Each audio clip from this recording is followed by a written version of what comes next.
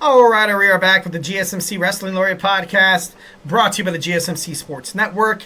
I'm your favorite wrestling fan here, Eric Rodriguez, every Monday through Friday, 8 p.m. Pacific Time, 11 p.m. Eastern Time, here to talk about the greatest thing in the world, professional wrestling, all the action inside and outside of the ring, backstage curtain calls, rumors, dramas. We talk about inactive statuses, injury updates. We also talk about extensions. We talk about contract signings, contract new signings.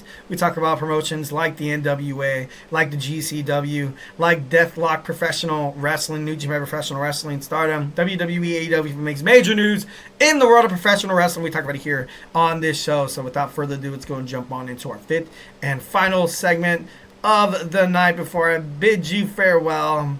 Till next time, we're going to talk about AEW Dynamite Holiday Bash. It's happening. It returns to Washington, D.C., the 5th annual Dynamite Holiday Bash. I think that, that's since they kind of, became a wrestling promotion, I think that's kind of cool. So we're starting off with a bang. We have the Hurt Syndicate, Shelton Benjamin. He's the enforcer, taking on the Beast Mortos. Usually in Shelton Benjamin's matches, you've seen him kind of being that resilient, kind of being able to kind of overpower his opponents, but it kind of has a tall task ahead of him here. I think the Beast Mortos definitely could slide in for that steal, definitely in the Blue League as well. The Continental Classic moves on. Will Bobby Lashley kind of be involved in this? I don't think he will. It was kind of weird how he was not in the Continental Classic, I got to be honest. But the Beast Mortos, he very successful. Especially a couple months ago, he was kind of on a roll. I remember that. I remember Don Callis was actually eyeing him to be part of the family. I don't know if he actually is, as of right now, part of the Don Callis family. But I think this is going to be a great match. Definitely a sleeper for match of the week here. Mercedes Mone defends her TBS Championship against Anna Jay.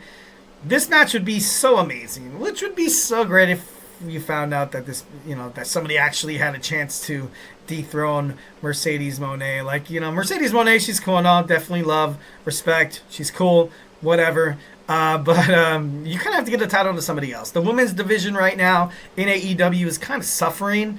I feel like, kind of giving Anna Jay the belt would be a brand new taste. And Mercedes Mone will still have the Women's Strong Championship. She's been a double champion for quite some time. Heading into the new year, something needs to change.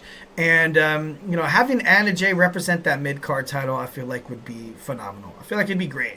I feel like you can kind of tailor-make a lot of, potential bookings with superstars that kind of have her same, wrestling style. I feel like Mercedes Mone does a little bit, but, it wouldn't surprise me if Mercedes Mone walks out victorious again. Maybe Camille finds a way to kind of screw over Mercedes Mone, then they start a feud together. It was kind of crazy. I felt like Camille came and she left so damn fast. I was kind of thinking that the storyline was going to have a little bit more teeth in it. I thought we were going to get like the Shawn Michaels and Diesel kind of thing where, she would have pushed Camille too far, during a match or something, and then she stalks her and she wants to beat the holy hell out of Mercedes Mone.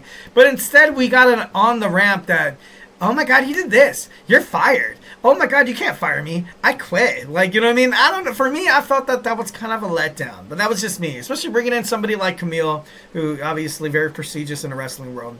Next, we have the Continental Classic. Gold League continues. Burial Assassin Will Ospreay takes on Darby Allin. Obviously, these two baby faces going at it. It's going to be great. I feel like Will Ospreay is going to win. Maybe I want Will Ospreay to win because, I like Darby. But if you have somebody that could potentially take on Kazuchika Okada for that Continental Championship, it'd be kind of cool to kind of see Darby go at it. But I think he's also preparing for his hike off Mount Everest, if I'm not too sure. Maybe this will be a way to, maybe during the match you see somebody take him out and, I don't know. But I feel like Will Ospreay should move on. Losing that AEW International Championship was a little rough. Kind of want to see him in the main event category. I do. But him kind of establishing prestige, holding on to another title like the Continental Championship, because I haven't really been seeing Okada on Dynamite very often, as opposed to when he got first signed with AEW. I feel like he was there all the time, kicking it up and partying with the elite and the whole, Jack Perry and all that kind of jazz. But right now, I just don't really see, I don't really see it. I don't really see, anybody but Will Ospreay being able to kind of defend his, kind of like one of his, his arch nemesis, with Kaz Okada. And I feel like it's going to be a great match. MJF to speak. Obviously, you saw him try to screw over Adam Cole last week on Dynamite. And now he has a match with him for that Dynamite ring at World's End. So it should be, hopefully we'll get MJF. Hopefully he'll come live. But then again, maybe he via satellite we have Maxwell Jacob Friedman, which would be pretty lame. I got to be honest. I would be upset if that happens. But we're gonna get MJF on on Wednesday, so make sure you look forward to that. Swerve Strickland, what is going on with Swerve Strickland? Are we going to see him kind of have a direction, his a storyline? I kind of miss seeing this guy with the belt. As an AEW World Champion, he did he did his due diligence. He did really, really good representing a company, obviously, defeating Samoa Joe. Not a little more than a year ago, you saw AEW lose CM Punk and Cody Rhodes. And not like a year ago. They lost Cody Rhodes quite some time. But they lost CM Punk about a year ago. So that's why you saw CM Punk debut on Survivor Series, which was oh my god, kind of crazy. But Swerve, he needs a storyline, and I hope it's a good one because he deserves it. What's going on with the Death Riders, ladies and gentlemen? What's their next step? Are they going to continue to wreak havoc all over AEW, Dynamite, Collision, and Rampage? I think they will. Would be interesting to kind of find out their last stint with this fatal four-way match.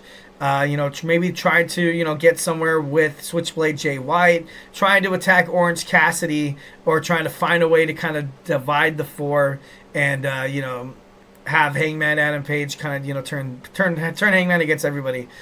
We're going to get Hook, Patriarchy, Christian Cage. I want to see something more from Hook. I feel like ever since he retired that FTW Championship, he's been kind of a lost cause. Hasn't really seemed like he has a direction.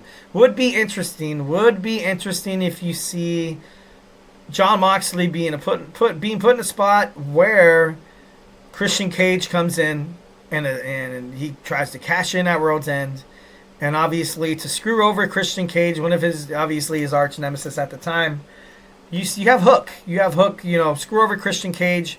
Jon Moxley kind of takes it as or you screwed over that guy because we have mutual hate. But if you want to roll with the clan, you could definitely, you can find yourself with us. Hook needs a direction. He needs a storyline. Can we see him join Jon Moxley and the Death Riders? That would be that would be great for Hook. I feel like that would be great for, his character development. He kind of has this persona as he's not a babyface, he's not a heel. He just doesn't care. He honestly just doesn't care. He just wants to kick ass, take names. He wants to defend his father.